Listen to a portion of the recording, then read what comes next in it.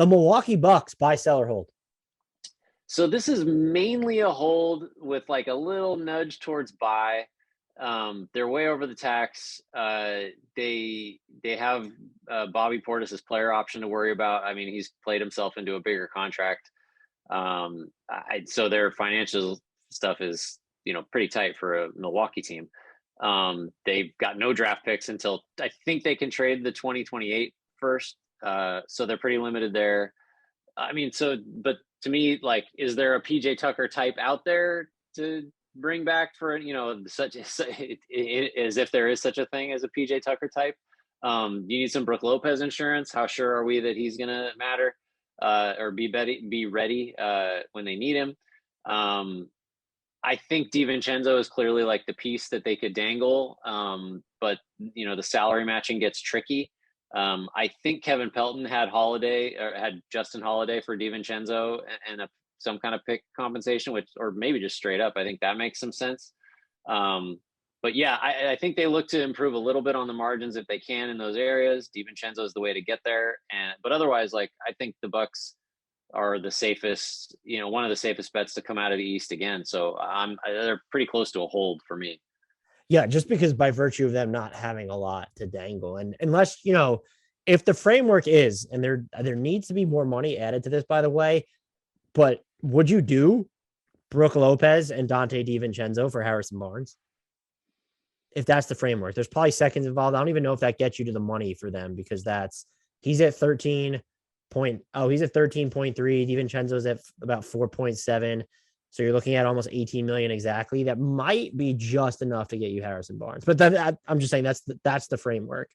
Yeah, I think I at least think about that. I just wonder because then you're Giannis at center, like full go, which, like, fine, that works great. I worry, these are the types of things you got to worry about for a team in Milwaukee's position. Like, what do we do with Joel Embiid in a playoff series? Is Giannis going to handle that? Like, I mean, I don't know that Brook Lopez can handle that, but at least he's big, assuming he's healthy and recovered.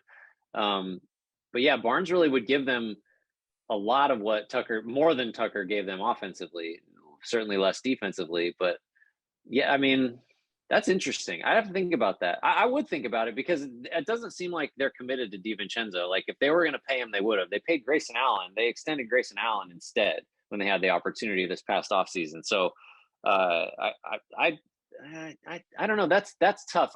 Barnes doesn't seem like an intuitive, need filler there. But he would close, right? Like, he would be the closing four, I think, over Giannis, Portis. Barnes, Middleton, Drew, and then your fifth is Donte DiVincenzo's gone. Like, I guess Pat Connaughton or Grayson Allen. Yeah. The other thing I thought about, and I don't know what Donte DiVincenzo's value is heading into restricted free agency, but if you did Donte DiVincenzo and Pat Connaughton and there might need to be another salary in there for Maxi Kleber and Dorian Finney-Smith.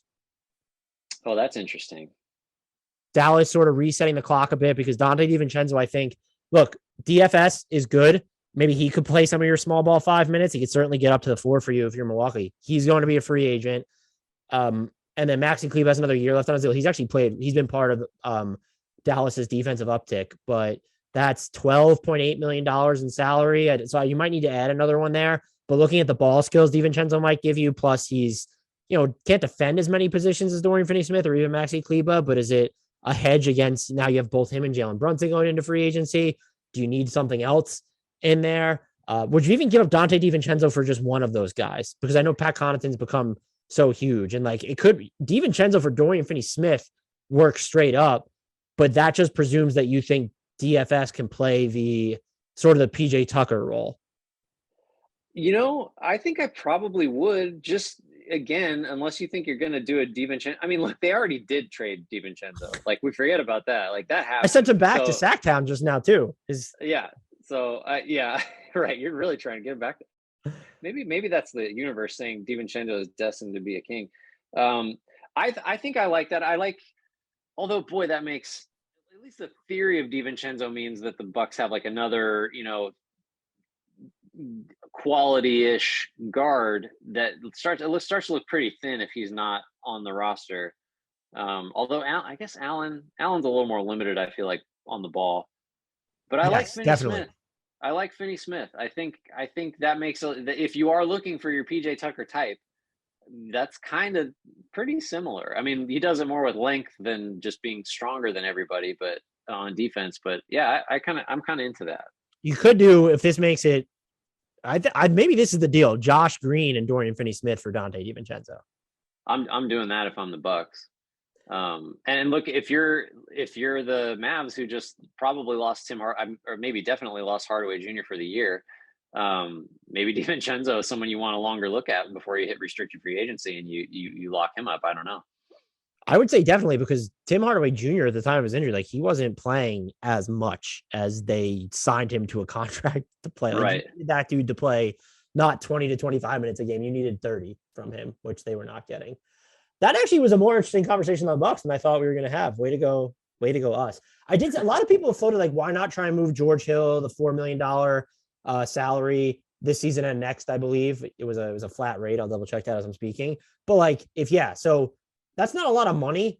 And the idea of George Hill could still make sense for some teams, but like, who is your backup point guard? Like, I know Giannis does a lot of stuff and you have Middleton and Drew, but that seems, especially if you're trading him as part of a Donte DiVincenzo deal, that seems like you're moving one too many guys who can do things with the ball in their hands. Yeah, you're too thin if you do that. Not that Hill's any great shakes, but like that's he fills a pretty limited he addresses a pretty significant need as it is. That would just get real tough for the Bucks after that.